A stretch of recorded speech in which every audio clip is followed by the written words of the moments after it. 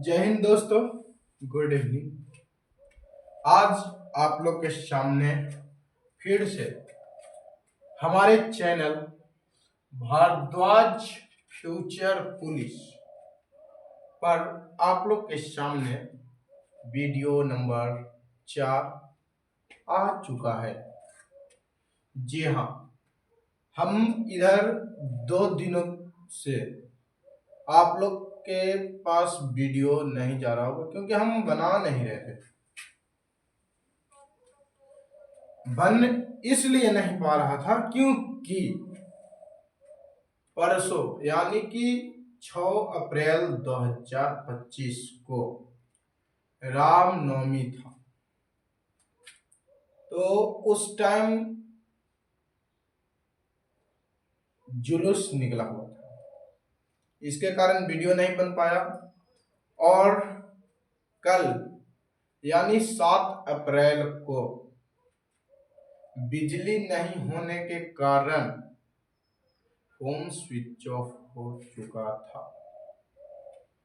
तो चलिए, आज आप लोग के सामने आ चुका है वीडियो नंबर 4।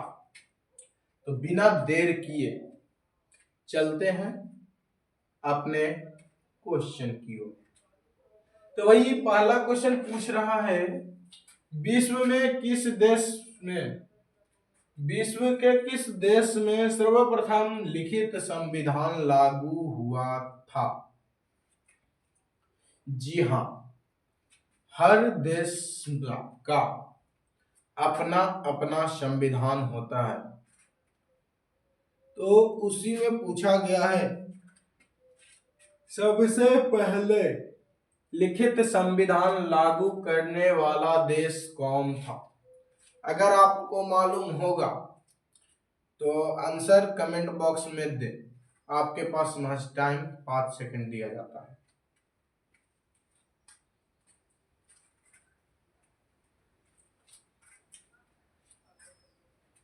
चलिए, आपका समय समाप्त होता है। भाई, सबसे पहला देश जो लिखित संविधान लागू किया था उसका नाम है अमेरिका। जी हाँ, संयुक्त राष्ट्र अमेरिका। चलिए, क्वेश्चन नंबर 2 की ओर बढ़ते हैं। तो भाई, भारत सरकार का प्रथम लीगल ऑफिसर है।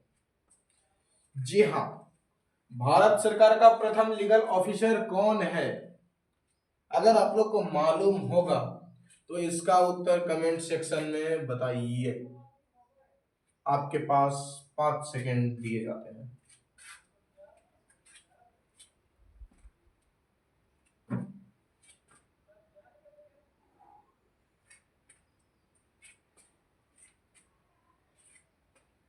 चलिए, आपका समय समाप्त होता है और क्वेश्चन नंबर 2 का आंसर होता है कानून मंत्री।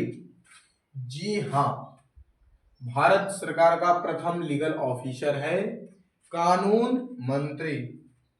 चलिए, क्वेश्चन नंबर 3 की ओर बढ़ते हैं। तो भाई, किसानों द्वारा एक वर्ष में 3 विभिन्न प्रकार की फसलें उगाने के पीछे मुख्य कारण क्या है?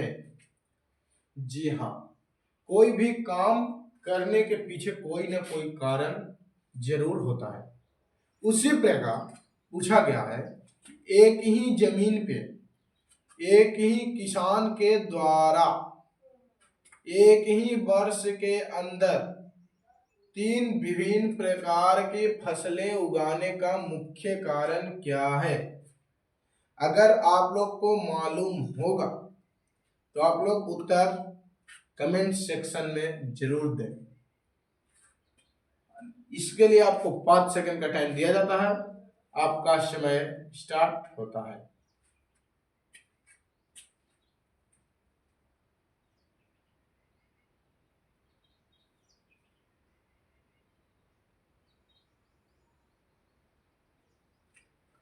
चलिए, आपका समय समाप्त होता है। जी हाँ, इस 3 विभिन्न प्रकार की फसलें उगाने का मुख्य कारण सुविकसित सिंचाई प्रणाली है। जी हाँ, हमारे भारत के अधिकतर जगहों पर सिंचाई की व्यवस्था होने के कारण एक ही जमीन पर तीन विभिन्न प्रकार की फसलें एक वर्ष के अंदर उगाई जाती है। और यह किस कारण से? सुविकसित सिंचाई प्रणाली के सुविधा से। जी हाँ, चलिए क्वेश्चन नंबर 4 की ओर बढ़ते हैं। तो वही कच्चा माल व हाथ में मुद्रा को क्या कहा जाता है? अगर आप लोग को इसका उत्तर मालूम होगा तो आप लोग इसका उत्तर कमेंट बॉक्स में जरूर दें। आपका टाइम स्टार्ट होता है।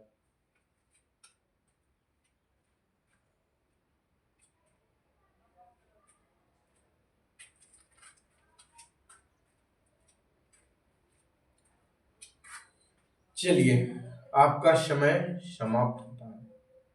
भाई देखिए, कच्चा माल और हाथ में लिए पैसा, ये एक प्रकार की पूंजी है।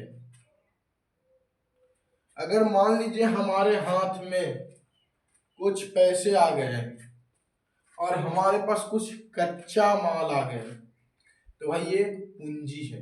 क्या है? पूंजी है। जी हाँ, तो ये पूंजी कौन सी पूंजी कहलाएगी? ये पूंजी कार्यशील पूंजी कहलाती है, जो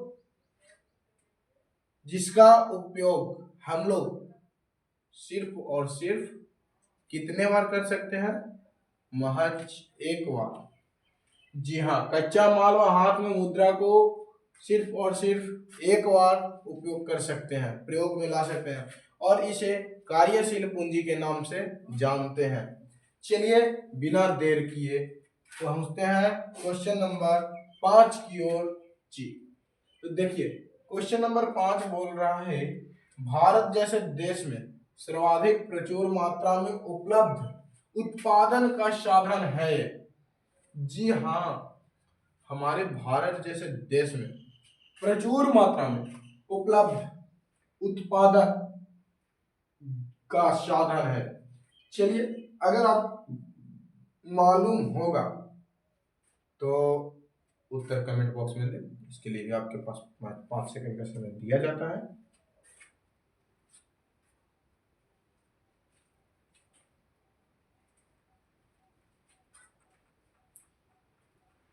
चलिए, आपका समय समाप्त होता है। भाई इस प्रचुर मात्रा में उपलब्ध उत्पादन का साधन है श्रम।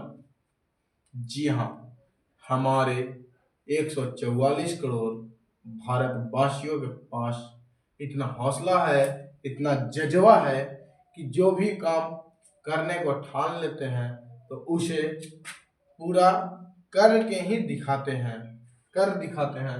तो भाई ये जज्बा हमारे श्रम में है, और ये श्रम के कारण ही उत्पादन को प्रचुर मात्रा में उपलब्ध कराकर रखे हुए हैं। जी हाँ, चलिए बिना देर किए क्वेश्चन नंबर 6 की ओर बढ़ते हैं। तो भाई वस्तुओं व सेवाओं के उत्पादन के लिए आवश्यक है। वस्तुओं और सेवाओं की उत्पादन के लिए आवश्यक है। अगर आपको मालूम होगा तो आप लोग इसका उत्तर कमेंट बॉक्स में जरूर बताएं, अन्यथा 5 सेकंड इंतजार करें।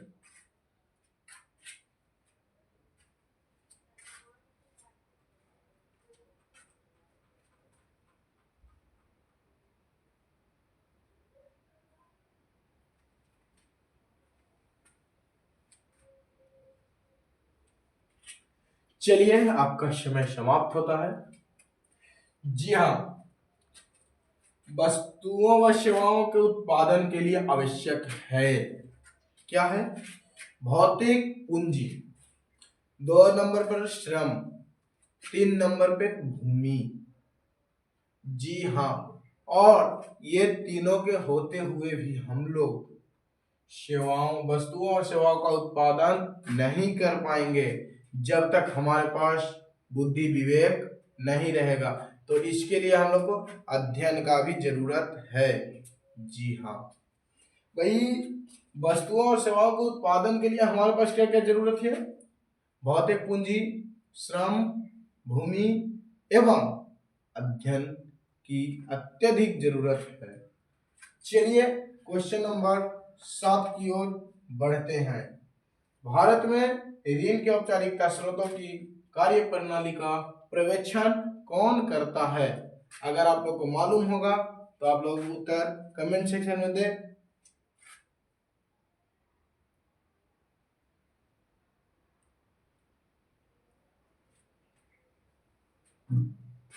चलिए आपका समय समाप्त होता है।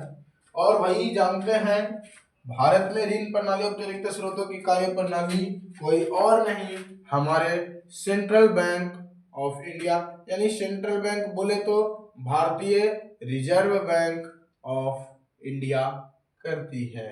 जी, भारतीय रिजर्व बैंक ऑफ इंडिया ही हमारे ऋण के औपचारिक स्रोतों की कार्य प्रणाली का पर्यवेक्षण करती है। चलिए बिना देर किए क्वेश्चन नंबर 8 की ओर बढ़ते हैं। भाई जीडीपी का तात्पर्य है, इसका उत्तर आप लोग को बोर्ड पर दिया हुआ है। इसका मतलब क्या है? जीडीपी का मतलब क्या है? अगर आपको मालूम होगा या दिखाई दे रहा होगा तो आप लोग इसका उत्तर कमेंट बॉक्स में जरूर दें।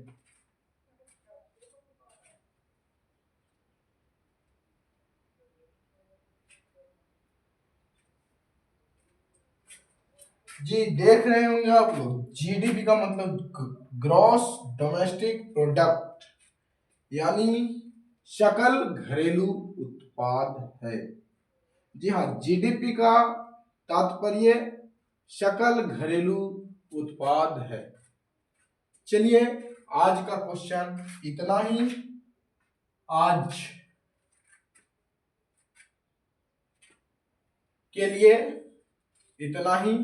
हम उम्मीद करते हैं कि आप लोग इस वीडियो को ज़्यादा से ज़्यादा शेयर करें, लाइक करें और कमेंट करें। जय हिंद, जय भारत।